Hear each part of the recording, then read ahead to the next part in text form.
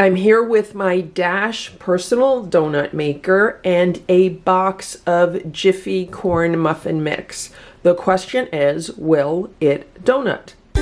Counter cooking. No kitchen, no problem. I was in the supermarket the other day and they have all their Thanksgiving items in a big special section, and I saw this Jiffy Corn Muffin mix and I thought, I wonder if that would make a good donut. So let's make this and let's see. I literally can't remember the last time that I made Jiffy Corn Muffin mix. I mean, we're talking decades ago. Let's check out the instructions. It says 1 package of Jiffy Corn Muffin mix, 1 egg, and a 1/3 cup of milk. Preheat oven to 400, so we'll preheat the donut maker. Grease muffin pan or use paper baking cups. We're using the donut maker, it's non-stick. Stir ingredients together. Batter will be slightly lumpy. For maximum crown on muffins, let batter rest for 3 or 4 minutes. Fill muffin cups 2/3 full. Bake 15 to 20 minutes. There's the muffin mix. There's the egg. And there's the milk. Let's stir this together.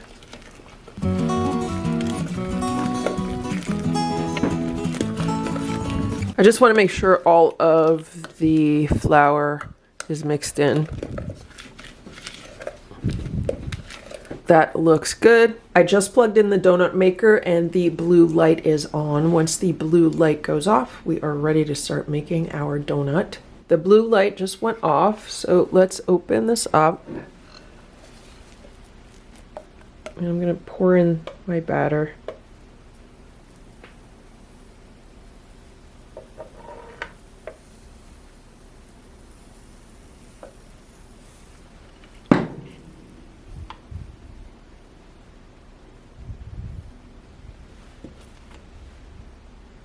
I want to fill this up as much as possible because we need to fill up another half of the donut as it rises. So let's shut that.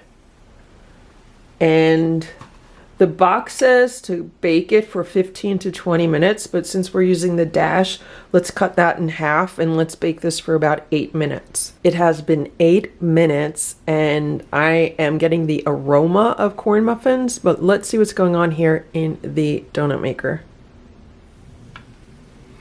Wow, I was not expecting that. That looks good. I didn't think it was going to be that brown, but it looks good. But is it stuck?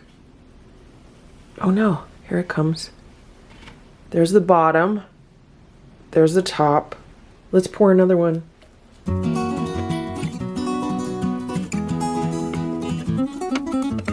So I put the batter in all the way to the top and I just clear off this little thing in the middle. This is overflowing a little bit, but that should be okay. Let's shut this and let's cook that another 8 minutes. While the second donut is cooking, let's check out this first donut. I think it looks really good. There's one side, there's the other side, and I'm just gonna bite into it and taste it. The texture is much lighter than I thought it would be. Obviously, it tastes like a corn muffin because I'm using the corn muffin mix. To really make this more of a donut, it might be good to add some additional sweetness to it, although this mix is quite sweet. There's a decent amount of sugar in this muffin mix, but this is really, really good. I wish I would have put maybe some blueberries in it, made like a blueberry corn muffin donut. That would have been really good. Also, this would be good to have some kind of icing on it, some kind of frosting, or some kind of glaze. What I have here is some homemade powdered sugar. After I posted a recent video, I mentioned that I didn't have any powdered sugar in the house. And that's when I found out that you could just take some sugar, stick it in a food processor, or even potentially a blender, and make your own powdered sugar. So that's what I did. I used my mini food processor. So let's put some powdered sugar on this donut and then see how it is.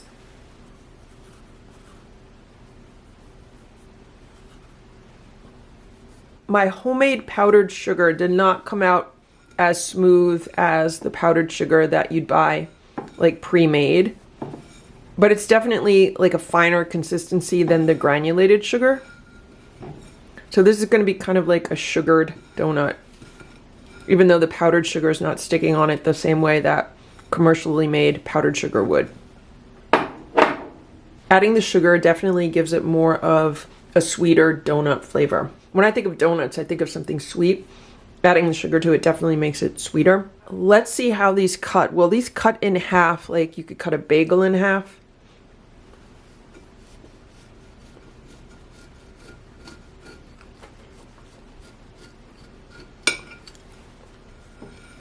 And there it is. They cut in half beautifully. So you could actually even call this a corn muffin bagel if you wanted to take a more savory route. Even though to me bagels are chewier, they have a chewier, firmer texture, but it looks good.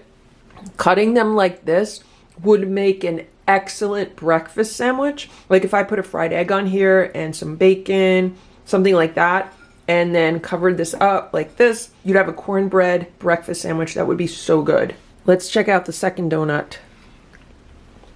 And there it is. It's just as beautiful as the first donut. That looks so good. For the next one, I'm adding a bunch of blueberries to this batter. I might only get another donut out of this, but it'll be blueberries. And let's add some more sweetener. I'll add a heaping teaspoon of that homemade powdered sugar and stir this together. I used to love the blueberry donuts from Dunkin' Donuts. I haven't had one in so long I don't remember, but maybe this will be kind of similar to that.